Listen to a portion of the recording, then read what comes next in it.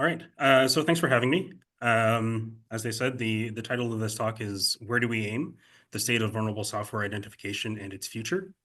Um, I'm Andrew Suter from BlackBerry's PSIRT team. I've been with BlackBerry for about 18 years and in the product security group within PSIRT, specifically for the last 10 years.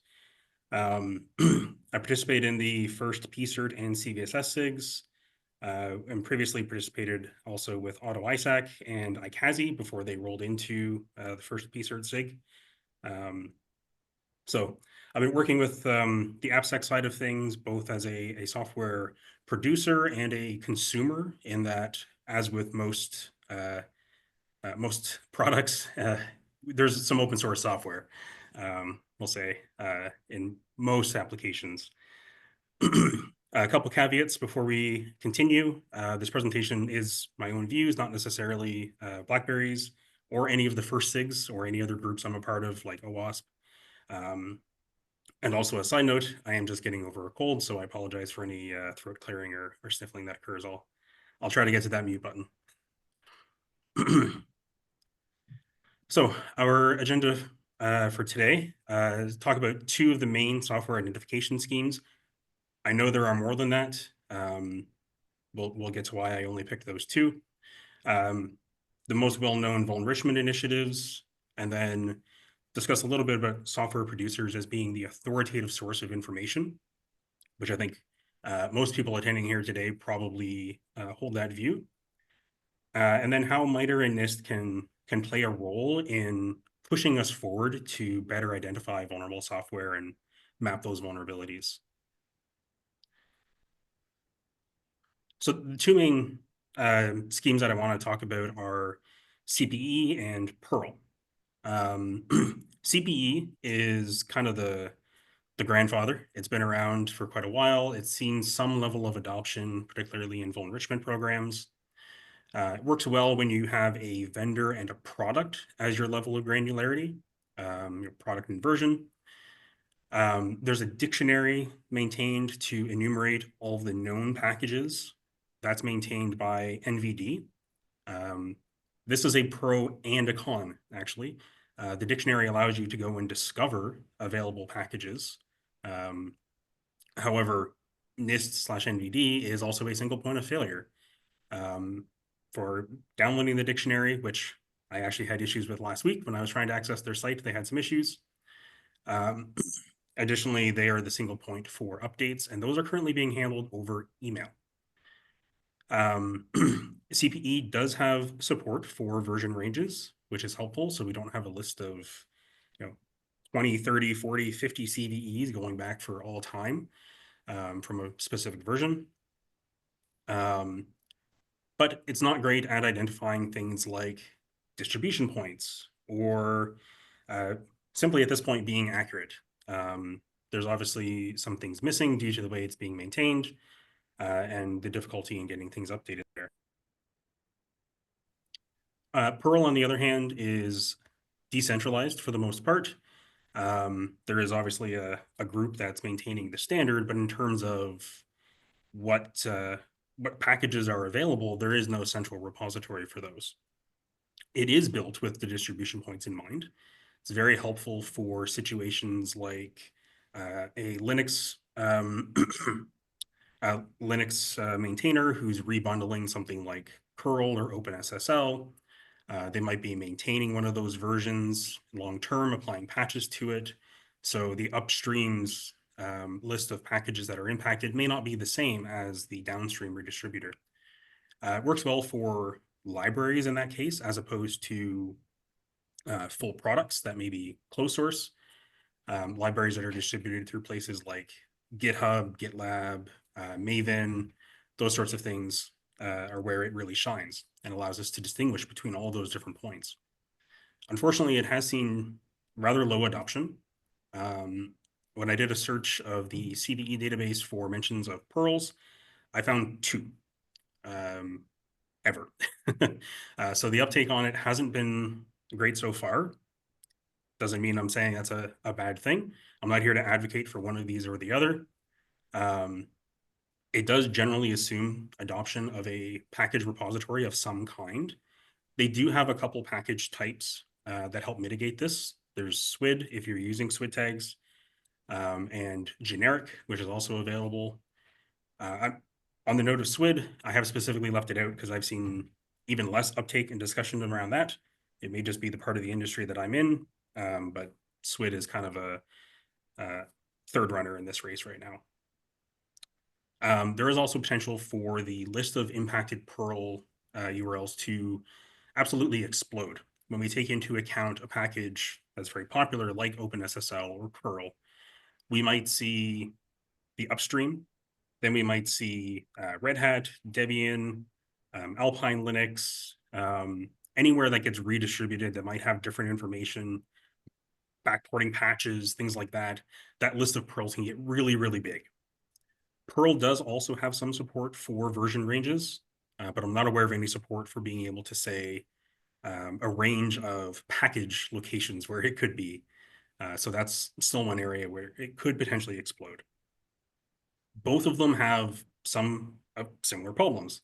There is a lack of accurate data in the wild, which we'll get to in a few more slides in a little more detail. Both are still useful. Both have different advantages. As I said, I'm not advocating for one of these over the other. They're both perfectly serviceable and they work well for what they were intended to do, which is not necessarily the same thing. So for the vulnerability enrichment programs, we'll talk about two. The main one that everybody knows and everybody's been talking about for years, including VulnCon last year, and I'm sure VulnCon this year as well, is the program run by NIST through NVD. There are some issues with it. The backlog is continuing to grow. NIST released a statement just a little while ago. They saw a 32% increase in CVE submissions for 2025 so far, which means that being able to keep up with the 2024 rate, which is where they're at, they're not able to keep up with that extra 32% growth. So this continuous growth makes it very hard for them to scale. The program is potentially going to be impacted by ongoing reductions. You never know what's going to happen there.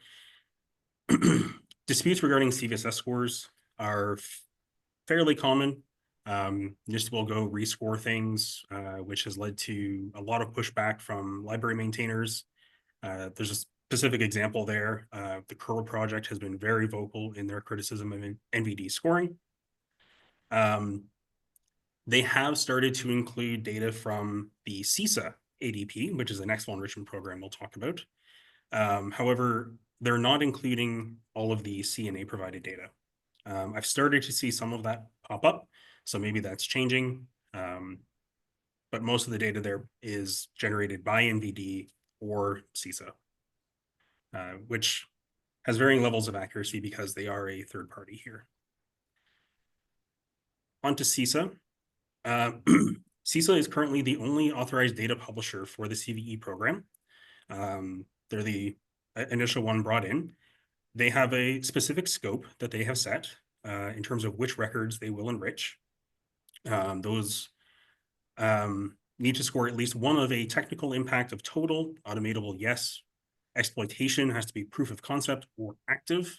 And if any one of those are met, and it is lacking CVSS, CWE, or CPE data, the CISA ADP program takes it into scope to add the missing data. However, as of December 10th, 2024, CISA has stated that they will no longer be providing CPE data, which is the particular interest here, because that's how we identify which products or applications or libraries are impacted by a particular vulnerability. So this is very important data for us, but it's not going to be added any longer. CISA does defer to the CNAs, both before and after the CISA data is added. So if the CNA provides data upfront, CISA is not going to overwrite it. If you provided a CVSS score, but not CWE or CPE, they will only add the CWE or CPE, no longer CPE. And if you come back later and add that data, let's say you add your own CWE a week later, CISA will remove their data. So the CNA is being seen as the authority on what's the vulnerability is, what's the scope, how is the product impacted. And I think we can all hopefully agree, as the software producer, if you are also the CNA, which you should be, you probably know your product best and can make the best assessments.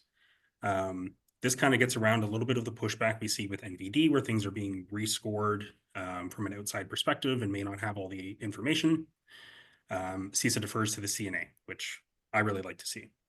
Now, with CISA ending its contribution of CPE data, I wanted to have a look and understand how much CPE data is really there to begin with, and what's the impact of CISA no longer providing it.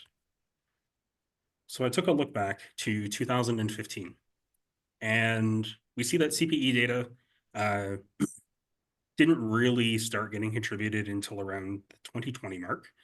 And we can see how the number of CVEs has grown year over year, and the increase that NVD, for example, has had to deal with. And this is a great visualization on why they're struggling to keep up doing all of this by hand.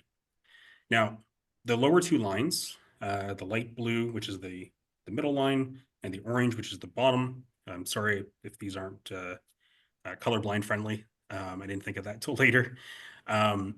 We can see that CISA is providing most of the CPE data that exists in the CVE database. And this is being pulled just from cve.org. This is not being pulled from NVD. But CISA is providing most of the data, which is a problem because now that CISA is no longer providing it, I've added dotted lines at the end there to project where things are headed. The CVE submissions, the projection there is a modest 15% increase. And for the CPE data, it's actually a 50% increase in what's currently being provided by the CNAs. And we're still seeing that the line is really bottoming out here. This makes it really, really difficult for anybody to go and get a SBOM from their vendor, which obviously is being talked about in other talks here as well. Take that SBOM, correlate it to some vulnerabilities, and have an understanding of what vulnerabilities might be impacting that particular product. The CPE data or PURL data is really key to that.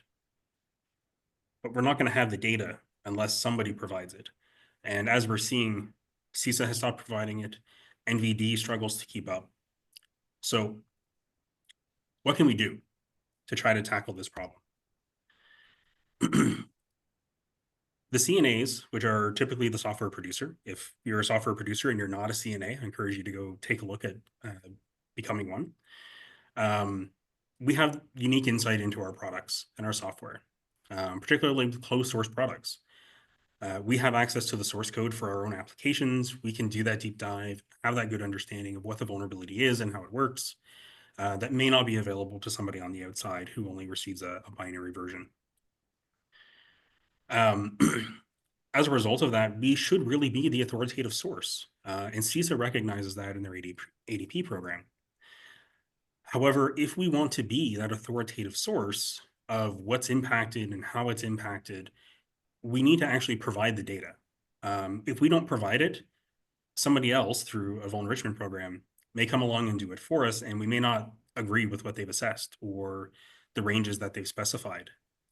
Coming back after the fact and saying, well, this is wrong because of whatever information you didn't have, that's great. But if we didn't provide it, then somebody had to try to figure it out. We also see that we can't necessarily rely on these vulnerability enrichment programs. Depending on funding or priorities, those things may all shift from under us and we might lose that data being added. The other thing is there's many, many more software producers than vulnerability enrichment programs. So splitting up the work between all of us, we contribute the information for our own products. We can then consume the information for the products that we consume. As long as everybody is providing it, everybody gets that data back out again, and we can all have good coverage. This is going to be necessary for us to really scale the use of SBOMs for tracking vulnerabilities in our systems. If we have to go and manually correlate these things, that just takes more people, and people, unfortunately, are not the most scalable resource we have. So where can MITRE, CISA, and NVD all still fit into this. I may sound like I've done a little bit of bashing on CISA and NVD, but they do provide a valuable service to us today. Mitre does provide recognition to CNAs that perform some level of enrichment. Currently, this includes the affected data, which is not necessarily CPE or PURL. The affected data has several different formats, including a very human-readable format, which is great. If I want to go look up a CVE and have an understanding quickly of the vulnerable ranges, that's very helpful.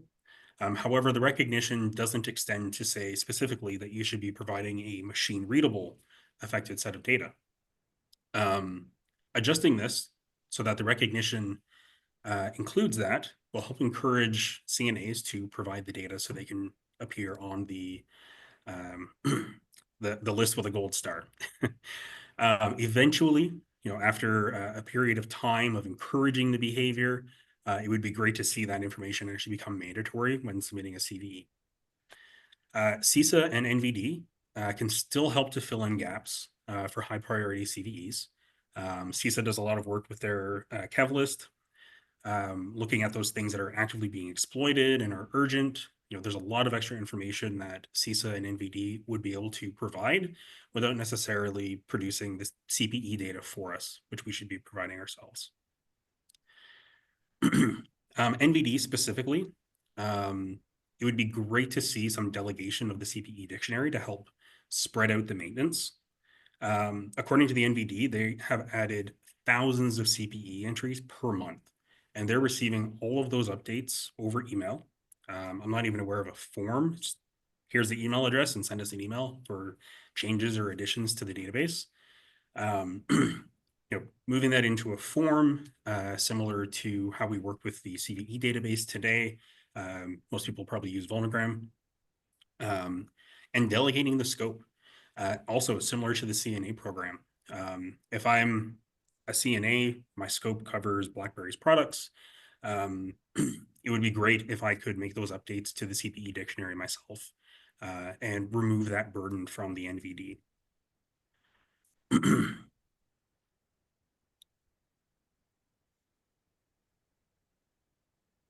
Sorry.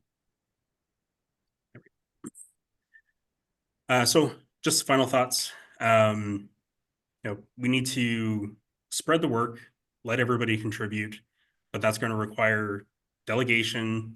It's going to require cooperation, and for all of us to start producing that data and contributing it to the CVEs that we're issuing. If we want to be seen as that authoritative source of information, we have to be the ones to provide it upfront. As I said, if we don't do it, somebody else will, and we're probably not going to like what they come up with. So this is a bit of a call to action for everybody to start adding that information to your CVEs, and for some of these vulnerable enrichment programs to take a hard look at what they're doing and where all of the software producers may be able to actually help with the program. Yeah. So I managed to get through that fairly quick, but they did say we can go for another 10 minutes, so I can open it up for questions and comments that people might have. Yeah, sure. We'll go ahead and ask a question here from the room. All the applause is appreciated. Feel free to applaud at any time. Thank you. We should do applause breaks more often. Here you go. Oh, hi. For presentation. So I have a particular question, which is, you mentioned that software producers should be their own CNAs. Do you believe that we have the infrastructure in place to accommodate, for example, should tomorrow all the software projects decide to become their own CNAs, wouldn't we see a similar bottleneck in trying to make it happen?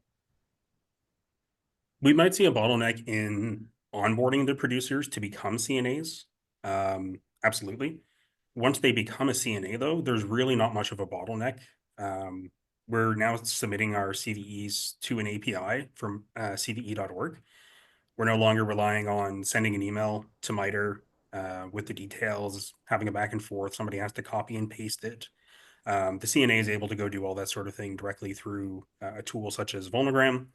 and get those things published very quickly, which will remove that the bottleneck on publishing that information. Right. Thank you.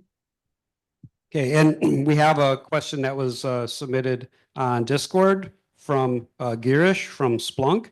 The question is, how do we ensure that software producers provide accurate and complete information? Well, that's a little bit of a trust thing. We have that trust today. That the producer, when they publish their advisory, whether they're providing information in machine readable format or not, whether it's accurate or not. If there is evidence that it's not accurate, I would encourage anybody to reach out to that particular producer and call them out on it. Certainly, if I made a mistake in an advisory that BlackBerry has published, I'd want somebody to reach out and let me know so we can update it. But there's always going to be a certain level of trust required that what's being published is actually accurate. Unfortunately, I know we say with open source, many eyes will find all the bugs, and I'm sure eventually it will. However, there's nobody scouring every single CVE being published, reverse engineering it, and determining that what's being said is 100% accurate. It's just not something that I think is feasible. Yeah, hello. Thank you for your talk. I very much appreciate it also as a vendor CNA. My question would be, you talked about CPE and PURL. Also, BlackBerry, from what I know, does not have kind of PURLs or that. Is there anything that you do internally to identify and map the components that you actually know what you're talking about as a component in the products that you're analyzing? Yeah, so internally, we use some vulnerability scanners, the software composition analysis tools to determine what makes up those products. Those are great. They're all paid services that we're using to do that. In terms of what we're publishing, you're correct. Today, we have not published CPE data to our CVEs. That is something that I intend to work towards going forward for us as well. I really can't be up here talking about everybody should be doing this and then say, but we're not going to. So that's definitely something we'll be starting to add.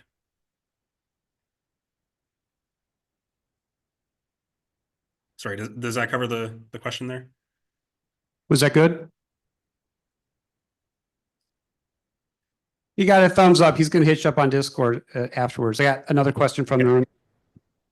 Yeah, hi. About the NVD and the CPE data. So we are Secunia Research, so we have to heavily rely on the NVD data for the CPEs, not for the vulnerability data, but just for the CPEs, because that's our go-to. So we found out lately that you can actually do massive requests within NVD for CPE creation. It's very easy. So just a tip for those who are actively doing research and they look for ways to just add a lot of CPEs into their catalog, that would really be appreciated, I guess, by the community. And so please, if people want to look into it, will be great. Yeah, if there's a way to publish the data without having to write an email to NVD for everyone you want added, that'd be great if you could share it, maybe in the Discord. Hi, Andrew. First, thank you for this talk. This topic, I don't think it's generally acknowledged how important this is. And the unspoken part is that most of the vendors in our exhibitor hall depend on this specific thing, this specific topic. One of the things I ran into when I was really working a lot with CPE and PURL data was the bad ones do way more harm than good. And I'm wondering if you have any thoughts on like how to implement some QC, like quality control or quality standards or something. And I don't want to like, this is your job now, Andrew, but if we could start the conversation there and you want to lead it, I'm super supportive. I think that's something that I would like to see personally. And, if you have any insights, I'd love to hear them.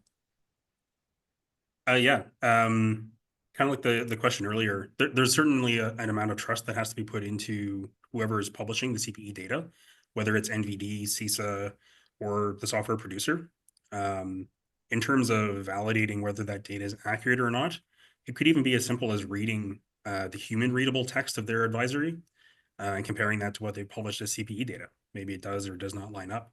Another part of it may simply come down to educating people on how to produce the data. What does a CPE version range even look like? What does a PURL version range look like? What's the correct way to use these things? So some of it may just come down to educating the CNAs and software producers on what these things are and how to accurately produce them. Yeah, that's definitely a discussion we should have.